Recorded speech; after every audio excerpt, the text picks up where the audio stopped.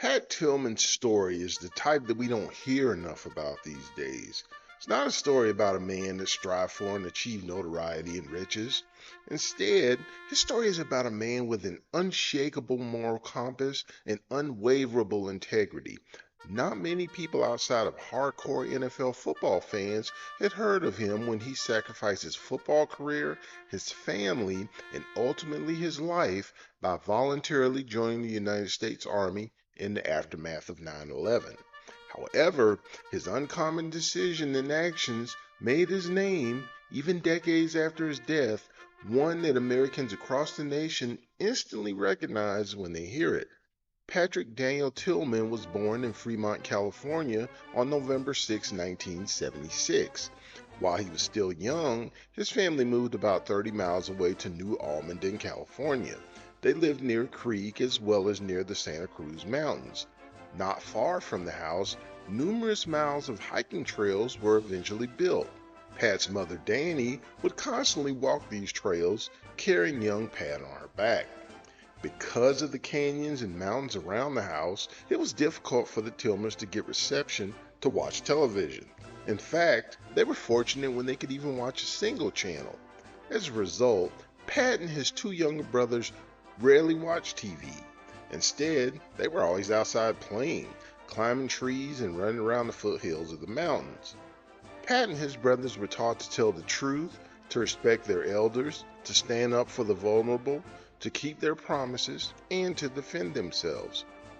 Almost as soon as he learned to talk, Pat started doing so nonstop. Once he started school, he was interested in learning and, for the most part, was well behaved. However, once he got to middle school, officials often contacted Pat's parents expressing concern over the rough housing that Pat was engaging in between his classes. He was often wrestling or chasing people or climbing on the bleachers. In 1990, Pat entered in the ninth grade at Leland High School. As a freshman, he wanted to become the catcher for the varsity team. However, the varsity coach told Pat that he wasn't ready for that level of action just yet. Instead, the coach told him that he had to play on the freshman or sophomore team. Irritated by this, Tillman decided to quit baseball altogether and focus on playing football. This is despite the fact that he'd only been playing football for less than a year. There was another issue with Pat wanting to play football. He was very small. With a birthday that fell in November, Pat was only 13 years old when he began high school. He was also only 5'5" and weighed about 120 pounds. He decided to start lifting weights to bulk up. He also had already set his sights on playing college football. Pat had plenty of time to prepare for his varsity football debut because due to rules regarding safety, students weren't allowed to play varsity football until they were 15 years old. This meant that Pat didn't make his varsity debut until late in his sophomore year. To make up for his small stature, Pat knew he had to bring the intensity. He also could never show fear or any type of vulnerability while he was on the field. This convinced him to try and look as tough and iron-willed as he could whenever possible. All of this would help mask the fact that Pat was really a very sensitive person off the field. Unless somebody bothered him. Then it was on. If Pat got to a point where he had to fight, that meant he was going to fight to win, and he was never going to quit. While Pat was ready, willing, and able to defend himself, he would never fight someone he was bigger than.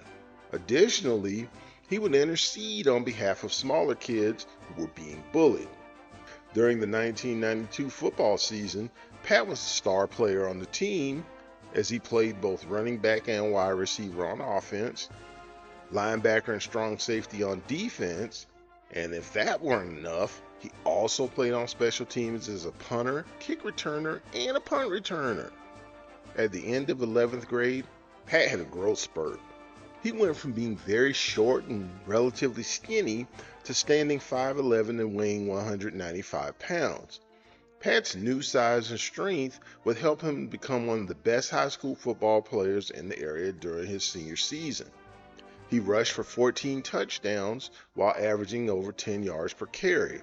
He also averaged 25 yards per catch to go with 12 receiving touchdowns. On defense, he had over 100 tackles, 10 sacks, and 1 pick-six. For good measure, he also had 3 kick returns for touchdowns. Pat led his team to a championship while also being named his team's co-player of the year. Despite how good of a season he'd had, Pat only drew real attention from 3 schools: Arizona State, San Jose State, and BYU. That was because his measurables, such as height, weight, and 40-yard dash time, weren't outstanding. To prospective schools, his measurables meant that he was too small to be a linebacker and too slow to be a defensive back. Off the field, Pat never had a girlfriend until his senior year of high school. Marie was a girl that he'd had a crush on since his very first day of high school. However, he never acted on that until 3 years later. Some people speculated that that was because Marie was taller than Pat, but once Pat hit his growth spurt, that was no longer an issue. There was one other interesting twist to Pat and Marie's story regarding Marie's father. He was the school's varsity baseball coach. You know, the one who told Pat that he wasn't good enough to play varsity as a freshman. Even with that being the case, that fact never became an issue between the two of them. In the fall of 1993, Pat finally asked Marie for a date. She said yes, and Pat was visibly nervous when they went out. He hadn't dated much, and outside of his mother, he hadn't spent a lot of time around girls. Despite that, after that first date, Marie would later reflect that she and Pat pretty much just stayed together after that. Their relationship would become one that would endure for the rest of Pat's life. Later in 1993, on Saturday, November 13th, not long after Pat had turned 17, an event happened at a local pizza parlor. While Tillman and some other friends were seated and hanging out inside the pizza place, one of Pat's friends, Jeff, started a fight outside. As one of Pat's other friends stuck his head out the front door, he saw that Jeff was getting beat down by 2 much larger dudes. "Go get Pat! Go get Pat!" Jeff hollered. The guy ran back inside and told Pat and the rest of the crew what was happening to Jeff. Unaware that it was his friend that started the fight, Pat and 9 other guys rushed outside to help him. When Tillman saw a guy fleeing the scene, he assumed the guy was part of the beatdown that was taking place. Pursuing the young man, who was 19-year-old Darren Rosas, Pat knocked him to the ground, temporarily knocking him out. When Rosas regained consciousness seconds later, Tillman was still assaulting him with alternating punches and kicks. While this was going on, an off-duty cop showed up, and more cops shortly afterwards. At that point, Pat stopped attacking Rosas. He then told the cops that he was sorry and that he thought Rosas had attacked his friend. Pat also walked over to Rosas and apologized to him. "I made a mistake. It was a case of mistaken identity," Pat said to him. As a result of the assault, Darren Rosas suffered a concussion, he had one of his eyes swollen shut, and he had to make 5 different visits to the dentist to repair the damage to his mouth and teeth.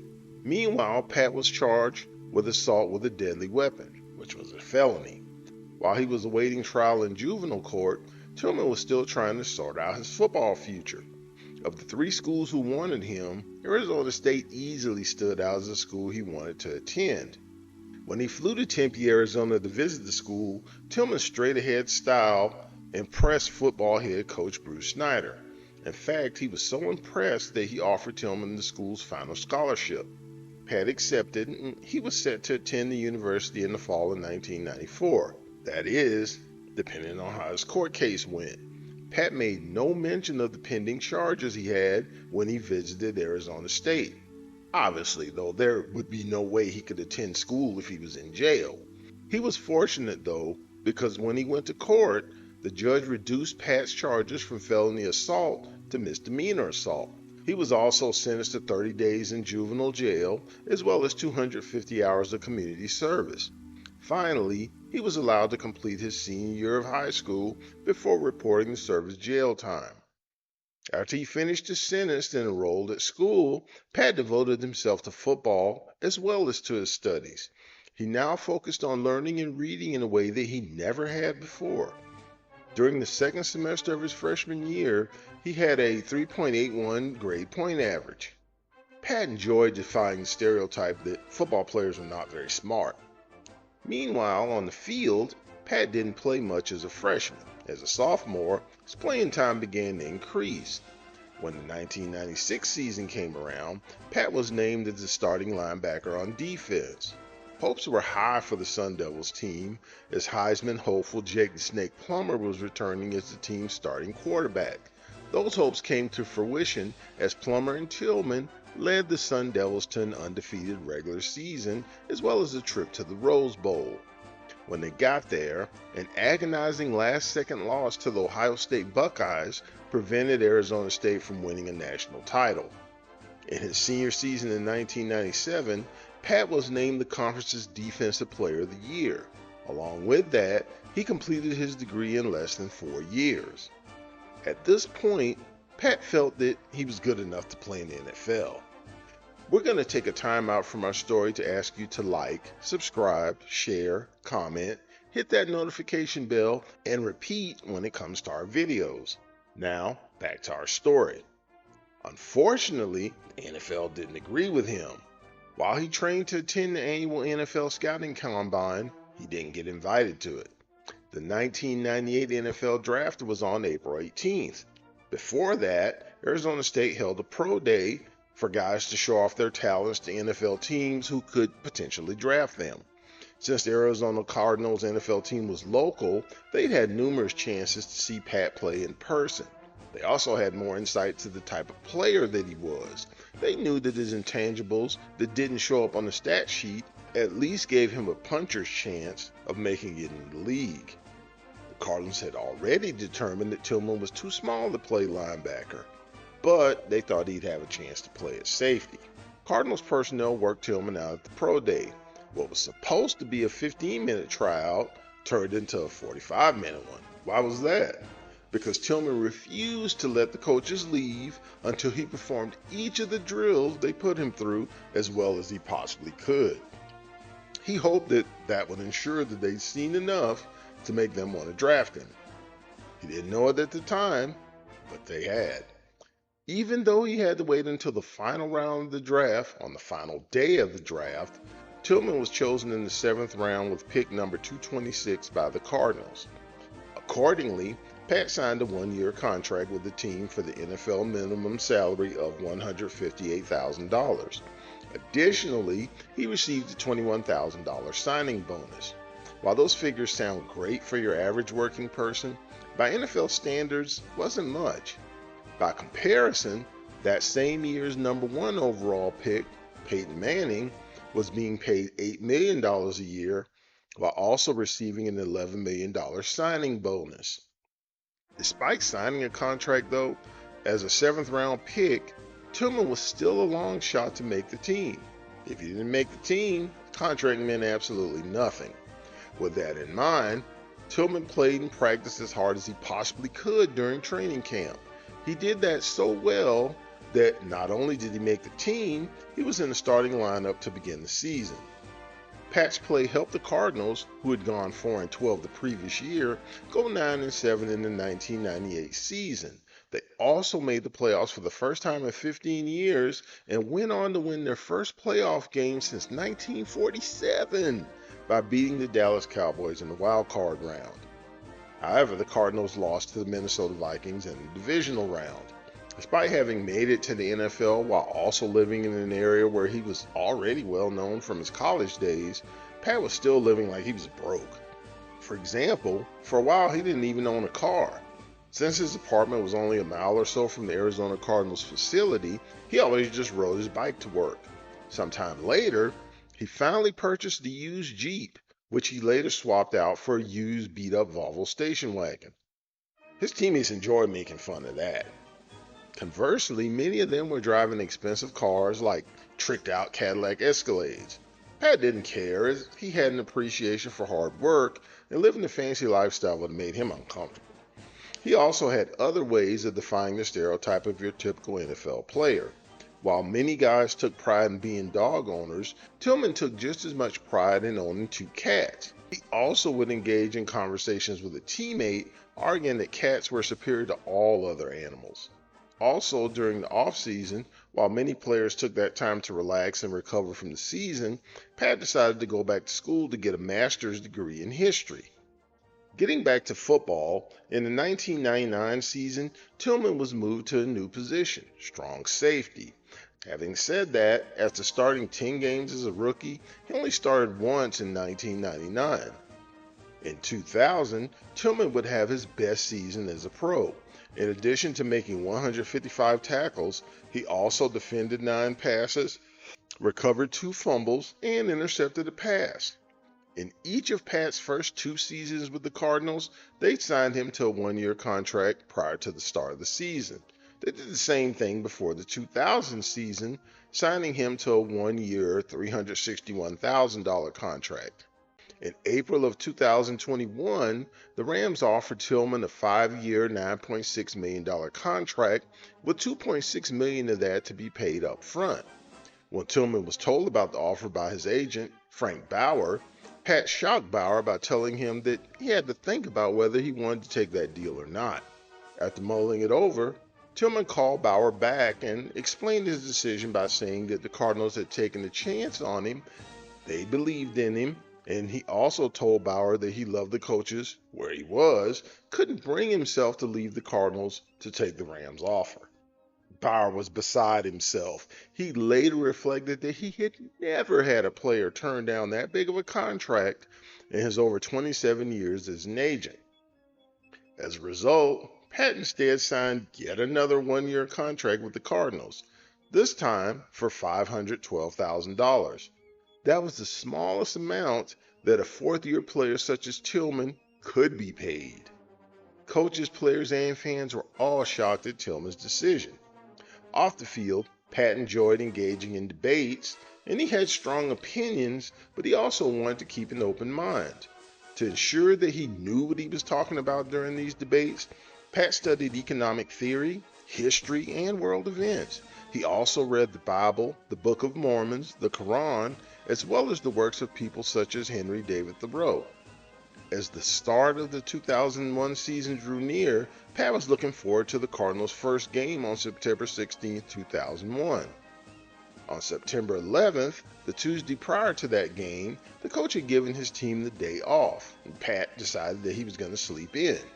That all changed when he got a phone call shortly after 7 o'clock that morning. "Get your ass up and turn the TV on," the voice on the phone yelled at Pat. It was his brother Kevin, and he sounded panic-stricken. When Pat turned on the TV, he immediately saw why, as footage showed the terrible carnage that would come to be known as 9/11. As Pat watched the footage over and over, as well as the news updates, it made an impact on him. In particular, he was struck by people jumping from the buildings while they were holding hands. Days later, Pat did an interview where he answered questions regarding how 9/11 had affected him. Pat said this, quote, "My great-grandfather was at Pearl Harbor, and a lot of my family has gone and fought in wars, and I really haven't done a damn thing as far as laying myself on the line like that. And so I have a great deal of respect for those who have." Unquote. At the time, not much attention was paid to the interview. However, unknown to everyone else, the seeds were already being sown for Tillman's big decision that would shock everyone. On January 6, 2002, the Cardinals played the Washington Redskins, and the Cardinals lost 20-17. But there was something even more important about this game than its final score. No one knew it at the time, but it was the last NFL football game that 25-year-old Pat Tillman would ever play. In the immediate aftermath of 9/11, numerous NFL players had expressed anger and outrage regarding the tragic event. They talked about how much they supported the military troops. However, that was as far as the players went, and none of them had taken any real action towards helping out or affecting the war effort. Pat Tillman, however, was about to put his money where his mouth was. Towards the end of the 2021 football season, Pat's brother Kevin came to one of Pat's games, and afterwards, the two of them began talking about joining the Army. Then Pat mentioned the subject to Marie. Initially, it was a feeling her out type of comment. Eventually, though, Pat began to talk about the subject more seriously. Tillman then began to do research regarding his questions about the military.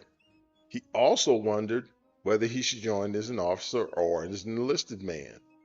While Pat was getting close to a decision on whether to join the military or not, he'd firmly come to a decision on another area of his life. He and Marie, after dating for nearly a decade, were getting married. They tied the knot on May 4th, 2002. In truth, Pat, along with Kevin, had both already decided that they were joining the Army when Pat got married. However, they decided to wait until after that day to announce what they were going to do. After having visited the local recruiter to get more information, the brothers decided that they wanted to join as enlisted men because they wanted no parts of sitting back in headquarters while sending other men to fight. Not only did they want to be in the middle of the action, they wanted to become part of an elite combat force. Finally settling on becoming Army Rangers, they learned that they would have to serve at least 3 years. Before Pat left on his honeymoon, the men signed contracts binding them to serving a 3-year commitment to the Army. They would start their enlistment in July, about 2 months after Pat had gotten married. They also announced to their family what they decided to do. Their Uncle Mike tried to talk him out of it, to no avail. Pat's agent tried to talk him out of it, to no avail. When Pat and Marie returned from their honeymoon, an intervention was held to try and talk Pat and Kevin out of this decision. Pat's father-in-law pointed out that he'd be losing millions by leaving the NFL at the height of his career. Pat retorted that he'd only have to serve 3 years and he would still only be 29 years old by then. Pat felt that he'd have no problem getting back into the NFL at that point. Pat's mother was put off by that talk of money. Her main concern was that either or both of her sons could be killed. Despite the back and forth, Pat refused to change his mind. Later, Pat turned down a 3-year, $3.6 million contract from the Arizona Cardinals. At that time, he informed them that he was turning the contract down so that he could join the Army. While going through basic training, Pat tried to keep his head down and do his job. However, he was constantly inundated with requests for interviews, which he always turned down. Meanwhile, without his cooperation, President George W. Bush's administration was continuously using Pat's enlistment as one of the main stories coming out of the war.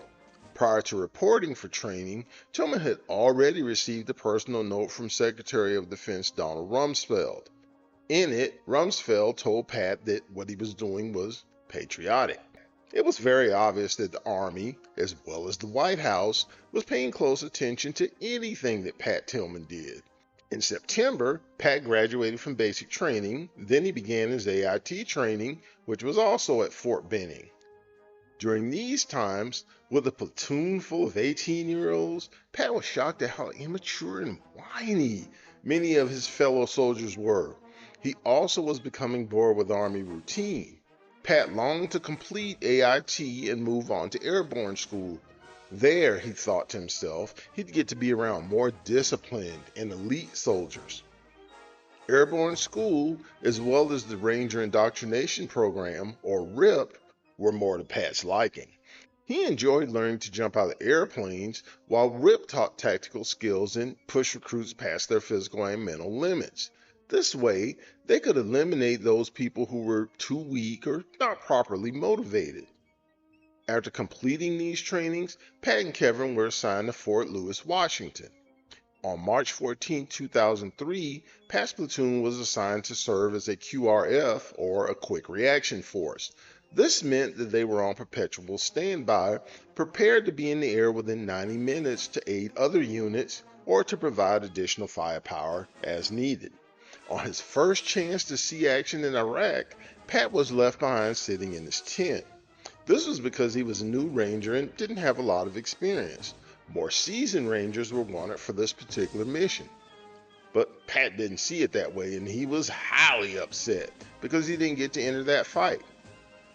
"I didn't throw my life to Ish in order to fill sandbags and guard Hummers," he wrote in his journal. Pat was finally sent out on his first mission on March 31st, 2003. It was a rescue mission to free a 19-year-old soldier who was reportedly being held hostage at an Iraqi hospital. The soldier's name? Jessica Lynch. Prior to heading out on this mission, Pat had written in his journal that he believed the whole thing was a public relations stunt. He added that while he believed that all prisoners of war should be rescued, the number of soldiers being activated to rescue one low-ranking soldier screamed of a media blitz. He wasn't wrong. At the time that the rescue for Lynch was being coordinated, there were 7 other soldiers who were also being held as POWs. 5 of those soldiers were from Lynch's convoy. However, little or nothing was being done to find and rescue those soldiers. Was it because those soldiers were less marketable? Meanwhile, behind the scenes, Pat was becoming disillusioned with the war. In fact, he was opposed to it. Had he really given up everything he'd worked for to sit on the sidelines of a war that he didn't believe in? Tillman became depressed and leaned heavily on his brother to help keep his spirits up. In December of 2003, Pat was offered a chance to get out of the Army. His agent had been alerted to the fact that under special circumstances, a soldier who'd served a tour of duty in a war zone could ask to be discharged. This had come up because Pat's old general manager with the Cardinals, Bob Ferguson, now worked for the Seattle Seahawks. Ferguson had researched Pat's situation and he uncovered this information. He wanted Tillman to play for the Seattle Seahawks too. At the same time, several other teams, including the New England Patriots and the Dallas Cowboys, were also interested in Tillman playing for them in 2004. However, Pat wasn't interested in leaving the military any time before his 3 years were up. I enlisted for 3 years. I owe them 3 years. I'm not going back on my word. I'm going to stay in the Army, Tillman told his agent. On April 7, 2004, Pat and Kevin were driven by Marie to Fort Lewis so that they could catch their flight to Afghanistan. After dropping them off, Pat called and told Marie that the flight was delayed by 2 hours. Marie then drove back to a Starbucks near the post so that she could spend a little bit more time with Pat. It's a good thing she did that because that would be the last time that Marie would see Pat alive. A little over 2 weeks later, on April 22, 2004, Pat Tillman had his life taken from him. His last words were, "I'm Pat Tillman, I'm Pat effing Tillman." At the time, Pat, along with 2 other men, had climbed on a ridge intending to lay down fire to protect the very people who were now shooting at them. Pat's words fell on deaf ears, and Tillman was felled by 3 shots from less than 10 yards away. One of the other men with Tillman also lost his life. Marie was notified of Pat's death while she was at work. When Pat's mother, Danny, found out, she ran out of her house screaming, making so much noise that the neighbors came outside wondering what was going on. Meanwhile, it was obvious immediately after the incident that Pat's death was a result of friendly fire. However, steps were taken to keep that information hidden. For example, the normal procedure when a soldier lost his life was to ship his body back to the United States, still dressed in his uniform and body armor. These items were normally then removed during the autopsy and used as forensic evidence. However, in Tillman's case, not only were his uniform and body armor removed, they were destroyed. Along with those things, the journal that Tillman kept was also destroyed. Additionally, anyone who had anything to do with the incident was issued a gag order and warned not to talk to anyone about the situation. Furthermore, Kevin was kept in the dark about the exact circumstances regarding what had happened to Pat. Even when he got a chance, after numerous attempts to speak to the soldier who had survived the shooting, Specialist Brian O'Neill, O'Neill lied to Kevin to avoid violating the orders that he'd received to not talk about it. Pat's body was flown back to the United States, then taken by Marie and Kevin back to San Jose. His remains were cremated on March 30th. In the immediate aftermath of Pat's death, in a move that seemed to be politically driven, the decision was made to make Tillman look like a hero, using him as a patriotic symbol. This meant that the fact that he was killed due to friendly fire had to remain hidden. As a result, the press as well as the public was fed the narrative that Tillman passed while fighting against the enemy. Stories reporting this not only was good press for the Army, it was good press for the government too. To feed into the hero narrative, the Army decided to award Tillman a couple of posthumous medals, including the Silver Star. The star was the third highest medal for valor in combat that a military member could receive. Tillman was also posthumously promoted to the rank of corporal. On May 3rd, one day before Pat and Marie's second wedding anniversary, a nationally televised memorial service was held for Pat. Kevin Tillman still had over a year remaining to serve as an Army Ranger. During that time, he'd always be working with men who knew the truth about what had happened to his brother. At any point during that time, either guilt or simply having too much to drink could cause any of them to reveal the truth. As a result, a little over a month after Pat's death, the Army decided to tell Kevin the truth about what had happened to Pat. The decision to publicly reveal this information was scheduled to occur on Saturday, May 29th. That day was chosen because it was the beginning of Memorial Day weekend, and few reporters would be at their desks because it was a holiday weekend. Along that same line of thinking, the general public would be too busy enjoying the holiday and doing cookouts and fun things to be concerned with watching the news. What type of punishment did the men responsible for Tillman's death receive?